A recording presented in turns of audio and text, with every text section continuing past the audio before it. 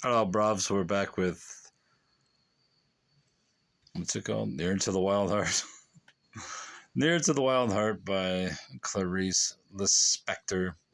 It's chapter 9, Otávio. This is the second part. As you can see, there is a break in the action there, and we are on the second little section of that chapter. Chapter 9.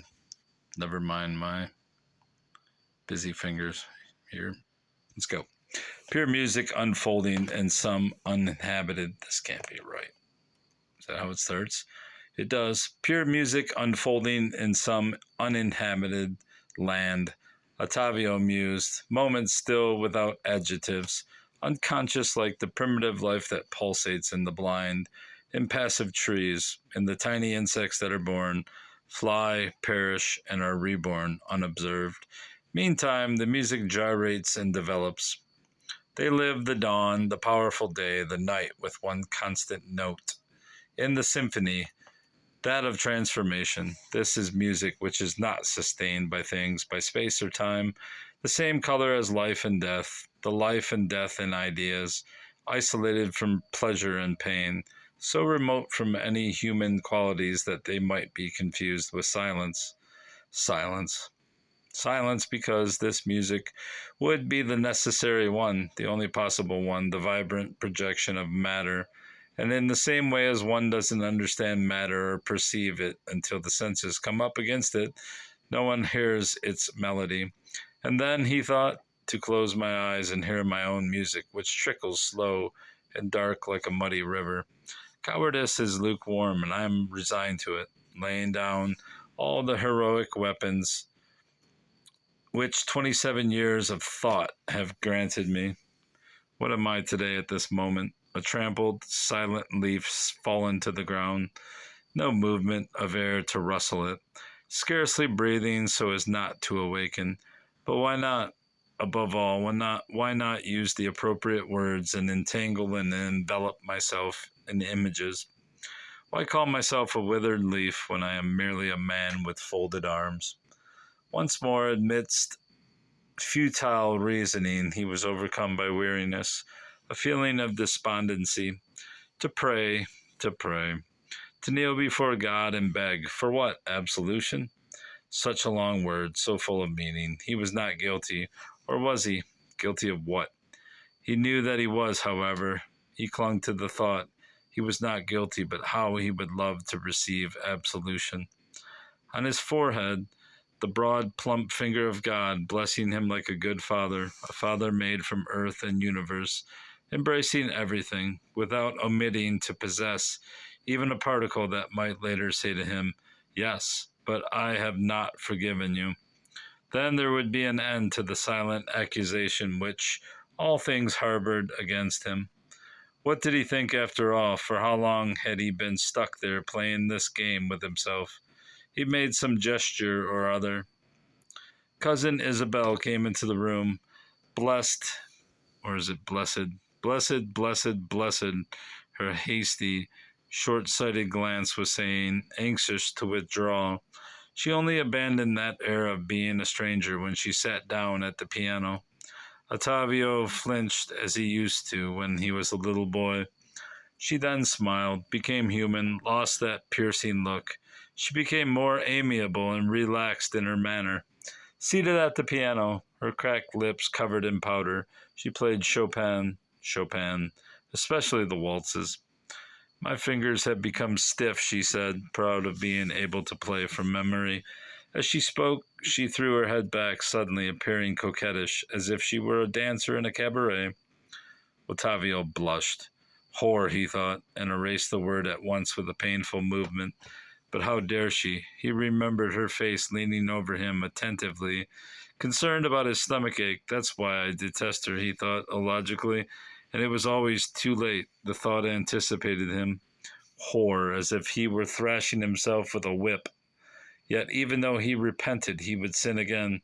How often as a child, just before falling asleep, he would suddenly become aware that Aunt Isabel was in the bed, unable to sleep, perhaps sitting up, her gray hair tied into a pigtail, her flannel nightdress buttoned up to the neck like that of a virgin, Remorse like acid pervaded his body.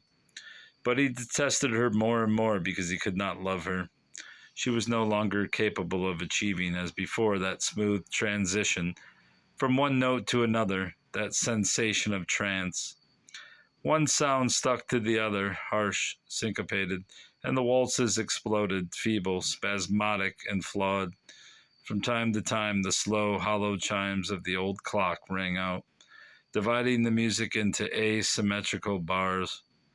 Otávio remained there, waiting for the next stroke, his heart in his mouth, as if those chimes were precipitating all things in a silent dance of sweet insanity. Those implacable chimes, interrupting the music with the same cold and smiling tone, threw him back on himself as if into a void without any support. He watched his aunt's firm shoulders, her hands, two swarthy creatures leaping over the piano's yellow keys. She turned around and said to him, conceding the phrase out of sheer euphoria, graciously, like someone throwing flowers, "What's ailing you? I'm now going to play you something more cheerful." She broke into one of those ballroom waltzes, spontaneous and jumpy, which he couldn't recall having heard before, but which were mysteriously connected with fragmented memories of the past. Not that one, Auntie, not that one. It was too absurd by far. He was afraid. To beg forgiveness because he didn't feel ecstatic about her playing, to beg forgiveness because he had found her unbearable, even as a little boy, with that smell of musty clothes, of jewelry ingrained with dust, as he watched her prepare him a nice little cup of tea to settle his tummy, when she promised to play him something pretty if he finished his homework. He could see her once more leaving the house, her gray skin floured in talcum powder, her low, curved neckline exposing her neck where the veins stood out dramatically, her low-heeled pumps like those worn by teenage girls, her umbrella brandished with disarming vigor, as if it were a walking stick. To beg forgiveness for wishing, no, that she might finally die. He shuddered, began to sweat. But I am not to blame. Oh, to go away, to plan his book on civil law, to get away from that horrible world, so repugnantly intimate and human. "Now I'm going to play birdsong in spring," Cousin Isabel informed him. Yes, I long for spring. Help me, I'm suffocating. Ridiculous spring had never been more spring-like and joyful. "This melody reminds me of a blue rose," she said, half turning in his direction and smiling with a hint of perversity. Suddenly, on that dry, wrinkled face like a vein of water in the desert, the two little diamonds trembled on her withered ears, two tiny moist drops that sparkled. Ah, how exceedingly fresh and voluptuous. The old woman had possessions, but if she wore those drop earrings, it was for a reason he never discovered. She herself had bought the diamonds and arranged to have them mounted as earrings. She carried them like two phantoms under her gray, bristly hair. "This music reminds me of a blue rose," she had said, well aware that only she could understand what she meant. From experience, he knew that he should ask her to explain that expression, and patiently give her the pleasure of answering him, biting her lower lip. "Ah, that's my little secret." This time, however, the exciting little game they'd played so often did not take place. He simply avoided looking at the old woman and confronting her disappointment. He got up and went to knock at his fiancée's door. She was sewing near the window. He closed the door, locked it, and knelt down beside her. He rested his head on her bosom and once more inhaled that tepid, cloying scent of old roses. She continued to smile, absent, almost mysterious, as if she were listening attentively to the gentle current of a river flowing within her breast. Otávio, she said in a hushed and distant voice. None of the inhabitants in this household, neither his unmarried cousin nor Lydia, nor the servants, was alive, Otávio thought.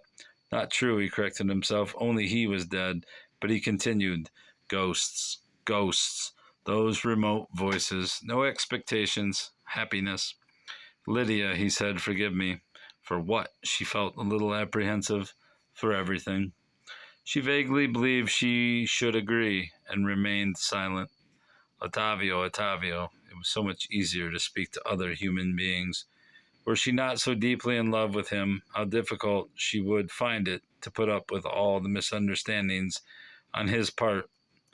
They only understood each other when they kissed, when Otávio rested his head like this on her bosom. But life was much more drawn out, she thought with dismay. There would be moments when she would look straight at him without being able to extend her hand to touch him. And then that oppressive silence. He would always be detached from her, and they would only be able to communicate during special moments, moments of intense life threatened by death. But this was not enough. Their life together was essential precisely in order to live those other moments. She thought in terror, struggling to reason. She would only be able to utter the essential words to Otávio, as if he were some deity anxious to be off. If she embarked on one of those leisurely, aimless conversations which she so thoroughly enjoyed, she could see him grow impatient or observe his expression become exceedingly forbearing and heroic. Otávio, Otávio. What could she do? His approach worked like magic, transformed her into someone who was truly alive, the blood pulsing through her veins. Or else it failed to rouse her. It lulled her as if he were simply approaching by stealth to perfect her. She knew that it was useless to take any decisions regarding her own destiny. She had loved Otávio from the moment he had loved her, ever since they were children, under the contented eye of his cousin, and she would always love him. It was useless to follow other paths, when her steps were guiding her along only one. Even when he wounded her, she took refuge in him against him. She was so weak. Instead of suffering, upon recognizing her weakness, she rejoiced. She somehow knew, without being able to explain it, that from this weakness came her support for Otávio.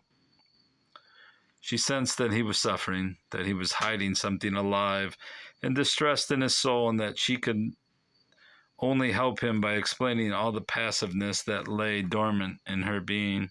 Sometimes she secretly rebelled. Life is so drawn out. She feared the days, one after another, without any surprises. Days of devotion to one man, to a man who would use up all his wife's resources for his own passion in a tranquil, unconscious sacrifice of everything except his own individuality. It was a sham rebellion, a bid for freedom which left her terrified, above all, of victory. She tried for several days to assume an attitude of independence, something which she could only achieve with limited success in the morning when she woke up and before setting eyes on the man. It only required his presence, even its anticipation, to annihilate her completely and reduce her to waiting. At night, alone in the room, she longed for him, every nerve and muscle in her body aching. Then she became resigned. Resignation was sweet and fresh. She had been born for resignation. Otávio examined her dark hair, discreetly combed back behind her large, unsightly ears. He examined her body, as firm and compact as the trunk of a tree, her hands firm and attractive. And once more, like the bland refrain of a song, he asked himself again, what binds me to her? He felt sorry for Lydia. He knew that even without any motive, even without knowing any other woman, even if she were the only woman, he would abandon her at some point. Perhaps even tomorrow. Why not? Do you know something? He said. I dreamt about you last night. She opened her eyes, glowing from head to foot. Did you really? Tell me about it. I dreamt that we were strolling together through a meadow filled with flowers, and I was gathering lilies for you, and that you were dressed all in white. What a pleasant dream. Yes, most pleasant. Otávio? Yes. I hope you won't mind my asking. When are we going to get married? There is nothing to stop us. I must know in order to start making preparations. Is that the only reason? She blushed, happy to speak of something that might make her appear more attractive.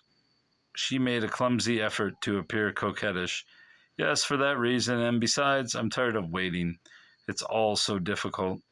I understand, but I can't say when. But why not immediately? You should have decided. It's a long time since.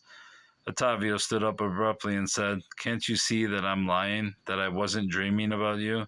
She looked at him in dismay, her face drained of color.